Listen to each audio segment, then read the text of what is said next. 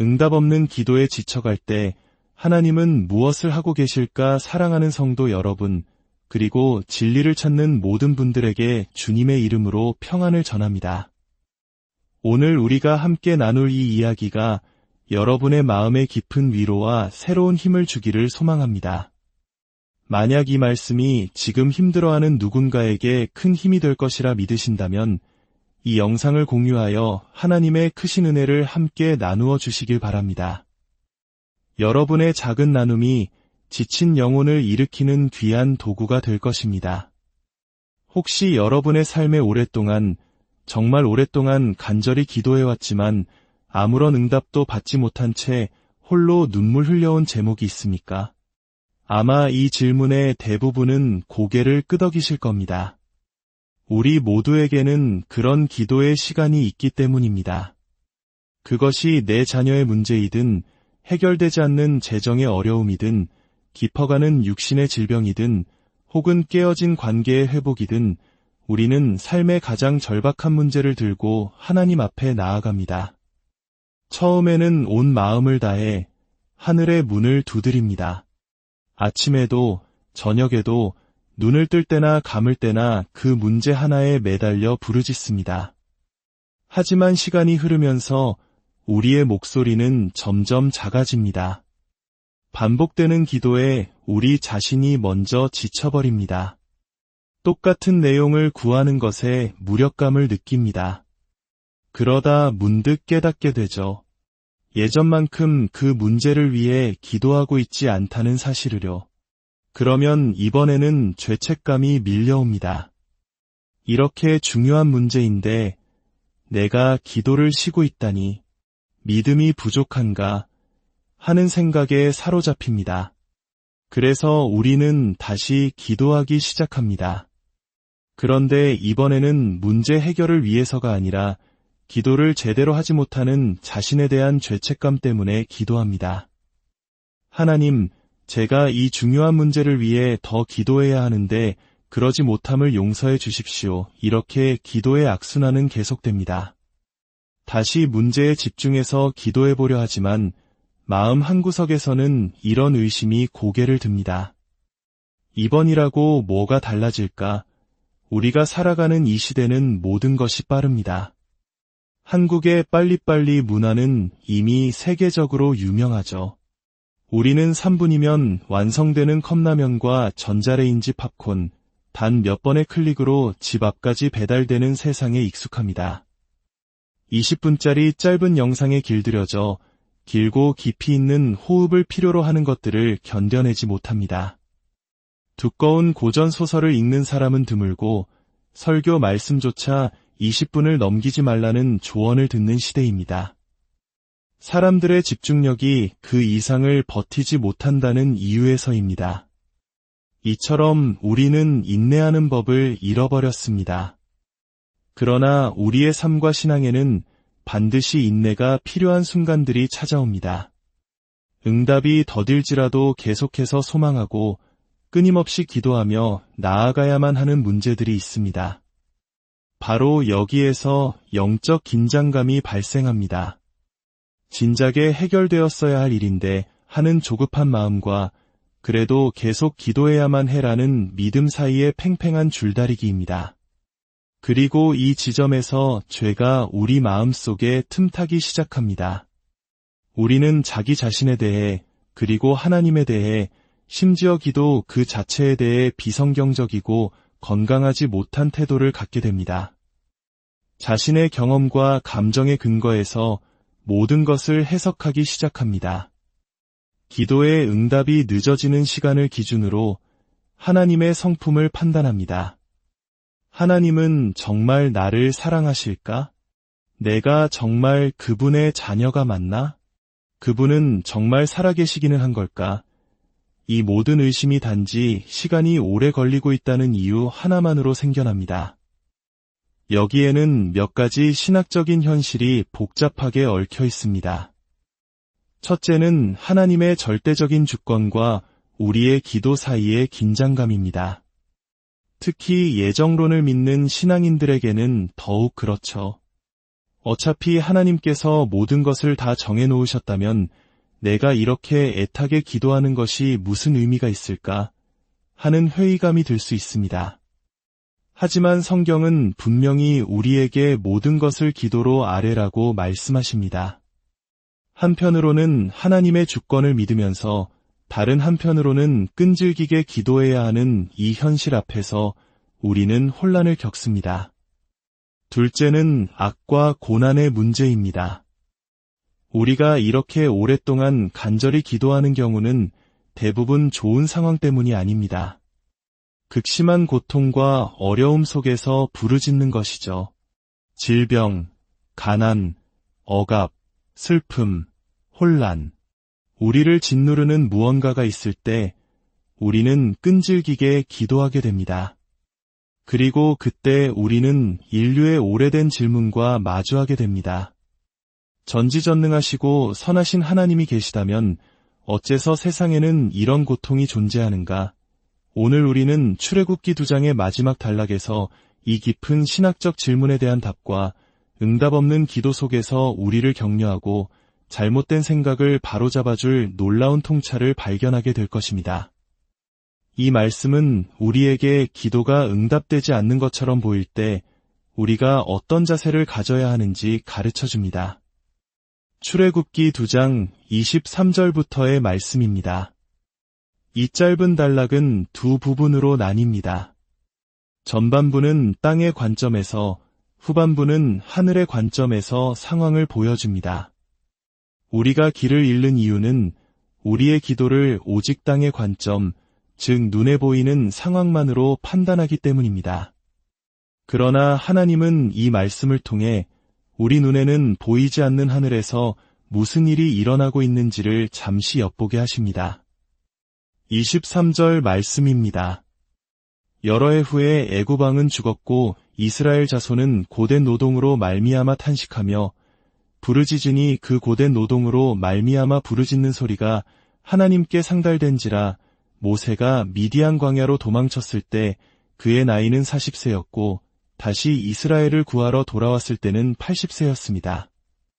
무려 40년이라는 세월이 흐른 것입니다. 성경은 그 긴 시간을 단지 여러 해 후에라고 표현합니다. 그 긴 시간 동안 애굽 왕이 죽었고 이스라엘 백성의 고통은 더욱 심해졌습니다. 그들은 노예 생활 속에서 신음하며 부르짖었습니다. 그리고 성경은 중요한 전환점을 이야기합니다. 그 부르짖는 소리가 하나님께 상달된지라. 이제 관점은 하늘로 옮겨집니다. 24절과 25절입니다. 하나님이 그들의 고통 소리를 들으시고 하나님이 아브라함과 이삭과 야곱에게 세운 그의 언약을 기억하사 하나님이 이스라엘 자손을 돌보셨고 하나님이 그들을 기억하셨더라. 여기 4개의 중요한 동사가 나옵니다. 하나님께서 들으셨고 기억하셨고 보셨고 아셨습니다. 이 네 단어야말로 응답 없는 기도 속에서 우리의 믿음을 지탱해주는 핵심 진리입니다. 첫째, 하나님은 들으십니다. 성도 여러분, 반드시 기억하십시오. 하나님은 당신의 신음소리를 들으십니다. 하나님은 당신의 백성의 고통을 외면하시는 분이 아닙니다. 고통받는 성도들이 빠지기 쉬운 가장 자연스러운 생각은 하나님께서 내 기도를 듣지 않으신다는 가정입니다. 기도하고 또 기도해도 아무런 변화가 없을 때 우리는 마치 허공에 외치는 듯한 기분을 느낍니다. 우리가 누군가와 대화할 때는 상대방이 고개를 끄덕이거나 그랬구나 하며 반응을 보여주지만 하나님과의 기도는 그렇지 않습니다. 우리는 하나님의 표정을 볼 수도 그분의 음성을 직접 들을 수도 없습니다. 그래서 우리는 변하지 않는 상황을 보며 하나님이 듣지 않으신다고 단정해버립니다. 이스라엘 백성도 수백 년 동안 구원자를 보내달라고 부르짖었지만 아무 일도 일어나지 않았습니다. 그들은 하나님이 자신들의 기도를 듣지 않는다고 생각했을 것입니다. 하지만 하나님이 듣지 않으신다는 생각은 곧 하나님이 나를 돌보지 않으신다는 더 깊은 불신으로 이어집니다. 그리고 바로 여기서 우리의 죄가 시작됩니다. 하나님은 나에게 관심이 없어. 관심이 있다면 들으셨겠지. 듣지 않으시니 관심도 없는 거야.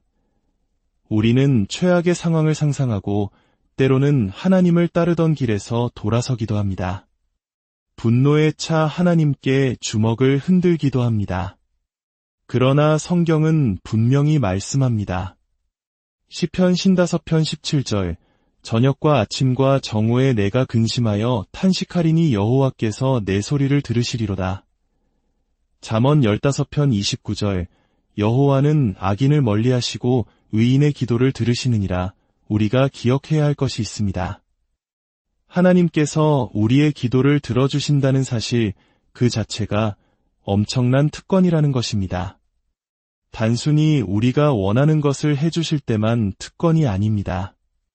온 우주를 말씀으로 붙들고 계신 창조주 하나님께서 죄 많고 미약한 피조물인 우리의 작은 신음소리에 귀를 기울여 주신다는 것, 이것만으로도 우리는 이미 과분한 은혜를 받은 것입니다. 우리는 하나님께 무언가를 요구할 자격이 없습니다. 우리가 하나님께 받아 마땅한 것은 오직 죽음과 심판뿐입니다. 그럼에도 불구하고 그분은 우리의 기도를 들으십니다. 우리가 감히 하나님께 왜 내 기도를 듣지 않으십니까? 라고 따지는 것은 교만의 극치입니다. 하나님께서 내 기도를 듣고 계신다는 사실은 우리에게 큰 위로가 됩니다. 우리는 결코 혼자가 아닙니다. 죽음의 음침한 골짜기를 다닐지라도 해를 두려워하지 않을 것은 주께서 나와 함께 하시기 때문입니다. 주님은 당신 곁에 계시며 당신의 모든 기도를 듣고 계십니다. 둘째, 하나님은 기억하십니다. 성경은 하나님께서 그의 언약을 기억하셨다고 말합니다. 하나님께서 이스라엘 백성을 구원하신 것은 그들이 착하거나 위로워서가 아니었습니다. 그들은 결코 선하지 않았습니다. 하나님은 그들의 조상 아브라함, 이삭, 야곱과 맺으신 약속, 즉 언약 때문에 움직이셨습니다. 이것은 우리의 기도에 있어서 매우 중요한 사실입니다. 우리는 종종 우리가 무언가를 받을 자격이 있다고 착각합니다. 하나님, 저는 교회도 열심히 다니고 11조도 꼬박꼬박 내고 다른 사람들처럼 나쁜 짓도 안 하는데 왜 저를 구해주지 않으십니까? 우리는 마치 하나님이 우리에게 빚을 졌다고 생각하는 것처럼 행동합니다. 하지만 하나님은 우리에게 아무것도 빚지지 않으셨습니다. 하나님은 오직 당신의 약속과 당신의 구속 계획에 따라 일하십니다. 예수님조차 겟세마네 동산에서 나의 원대로 마시옵고 아버지의 원대로 하옵소서라고 기도하셨습니다. 우리는 모든 상황에서 최선이 무엇인지 안다고 착각하지만 오직 하나님만이 전체 그림을 보고 계십니다.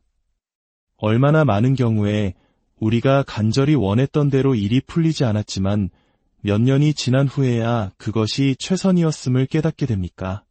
그 고난을 통해 우리가 얼마나 성숙해졌는지, 그 시련을 통해 하나님께서 얼마나 큰 영광을 받으셨는지를 돌아보며 감사하게 되는 경험 다들 있으시지 않습니까? 하나님은 당신의 언약을 기억하시며 당신의 뜻대로 모든 것을 이루어 가십니다. 셋째, 하나님은 보십니다. 아마 이스라엘 백성은 이렇게 절규했을 것입니다. 하나님, 이 끔찍한 광경을 보고 계십니까? 어떻게 이걸 보시면서도 가만히 계실 수 있습니까? 우리도 똑같은 질문을 던집니다. 답은 이것입니다. 네, 하나님은 보고 계십니다. 시편 121편은 말씀합니다. 이스라엘을 지키시는 이는 졸지도 아니하시고 주무시지도 아니하시리로다. 하나님은 당신이 끔찍한 질병 진단을 받았을 때에도 보고 계셨습니다.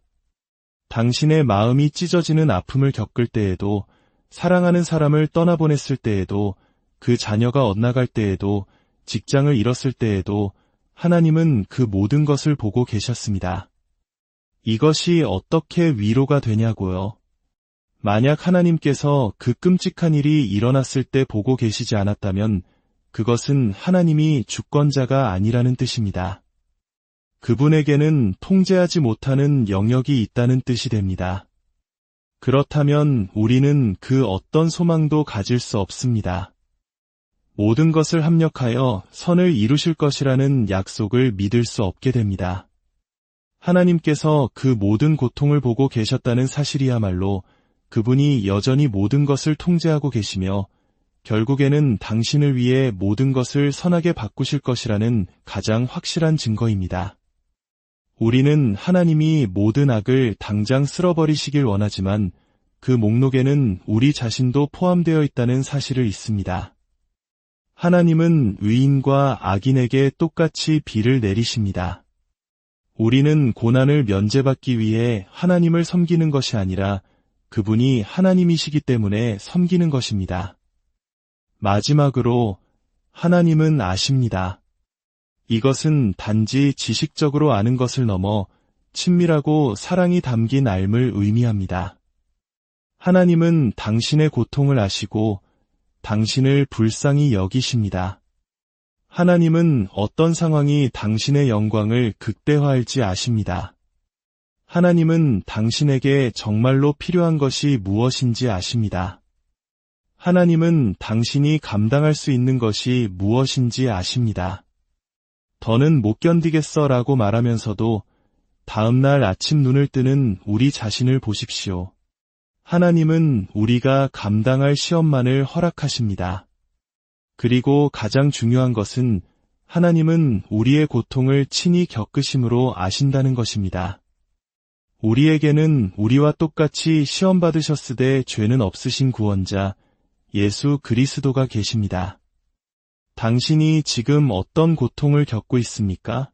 상실감, 배신감, 거절감, 육체의 아픔. 예수님은 그 모든 것을 겪으셨습니다.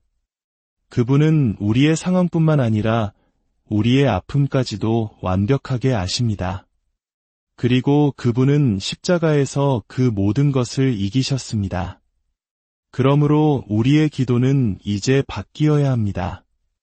하나님, 너무 오랫동안 기도했지만 변하는 것이 없어 낙심이 됩니다. 하지만 제 기도를 듣고 계시니 감사합니다. 제가 이 사실 하나만으로 만족하게 하소서. 제가 이 고난의 길을 걸을 때 온 우주의 하나님을 부를 수 있고 주께서 들으신다는 사실만으로 충분하게 하소서. 주님, 당신의 언약을 기억하시니 감사합니다. 이 모든 것이 합력하여 선을 이룰 것을 믿습니다. 주님, 당신이 모든 것을 보고 계시니 감사합니다. 당신은 졸지도 주무시지도 않으시며 저를 지키고 계십니다. 주님, 당신은 저를 아십니다. 제 마음의 깊은 고통까지도 아십니다. 그리스도를 통해 제 아픔을 친히 아시는 주님을 신뢰합니다. 궁극적으로 우리가 이 땅에서 겪는 가장 큰 문제는 질병이나 가난이 아닙니다. 그것은 바로 우리의 죄입니다. 거룩하신 하나님 앞에 매일 죄를 짓는 것, 이것이야말로 우리 인생 최악의 문제입니다. 다른 모든 고통은 이 죄에서 파생된 결과일 뿐입니다. 그러니 이제 이렇게 기도합시다. 하나님, 이 고난을 낭비하지 마옵소서. 이 고난을 사용하여 저를 겸손하게 하시고 더 주님을 의지하게 하시고 세상의 것들을 내려놓고 영원을 사모하게 하소서. 이 고난을 통해 저의 교만을 깨뜨리시고 저를 예수 그리스도의 형상으로 빚어 주옵소서. 이 기도야말로 하나님께서 언제나 긍정적으로 응답하실 기도입니다. 십자가를 붙드십시오. 그리스도께로 피하십시오. 그분만이 당신의 소망이며 당신의 구원자이며 당신의 유일한 해답입니다. 기도하겠습니다. 들으시고 기억하시고 보시고 아시는 하나님, 저희의 고통과 슬픔 속에서 주님 앞에 엎드립니다. 저희의 교만과 이기심 속에서도 주님을 바라봅니다. 저희를 만나주시고 저희의 구원자가 되어 주옵소서. 환경의 변화보다 거룩함을 더 사모하는 마음을 주시고 저희의 뜻대로 되지 않는다고 주님을 원망하는 죄에서 지켜주옵소서. 주님의 손길이 보이지 않을 때에도 주님의 성품을 신뢰하게 하시고 다른 사람의 죄보다 저희 자신의 죄를 더 민감하게 깨닫게 하소서. 이 모든 기도를 우리를 위해 고난받으시고 부활하신 예수 그리스도의 이름으로 기도드립니다. 아멘. 주님의 평안이